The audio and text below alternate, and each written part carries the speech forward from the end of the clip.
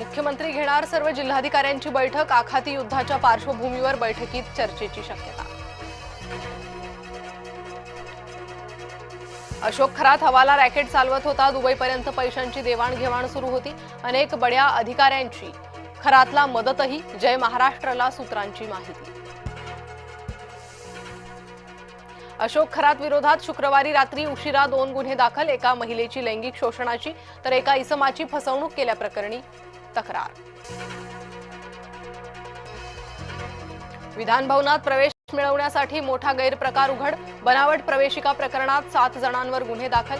अर्थसंकल्पीय अधिवेशनात केलं होतं 50 बनावट पासचं वाटप।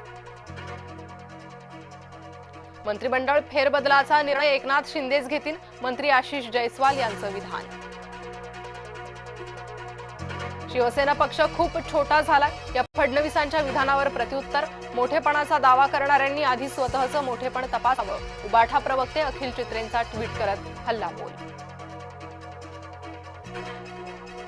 नाशिकमधील बहुचर्चित म्हाडा घोटाळा प्रकरण। गुन्हे दाखल असलेल्या बांधकाम व्यावसायिकांचा अटकपूर्व जामीन अर्ज फेटाळला।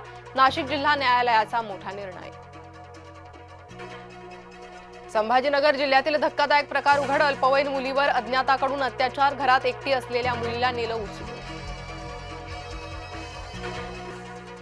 आजपासून क्रिकेट चाहत्यांसाठी पर्वणी। IPL 19चा होणार श्रीगणेशा। पहिल्याच सामन्यात गतविजेत्या बंगळुरू समोर हैदराबादचं आव्हान। चेन्नई सुपर किंग्जला मोठा धक्का। माही पहिले 2 आठवडे सामने खेळू शकणार नाही। दुखापतीमुळे धोनीला आरामाचा सल्ला।